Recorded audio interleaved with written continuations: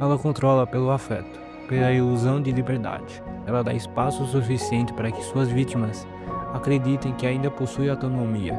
Mas na verdade é outra, tudo é uma simulação cuidadosamente orquestrada.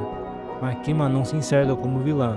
Como qualquer arquiteto de um sistema totalitário, ela acredita no que faz. A questão não é se a Makima é maligna, e sim se o conceito de mal existe fora das interpretações humanas. O livre-arbítrio é uma distração e um empecilho para uma ordem perfeita. Um mundo onde o bem e o mal estão cada vez distorcendo sem uma razão aparente. O mundo está em uma manipulação invisível pelas emoções humanas pelo controle.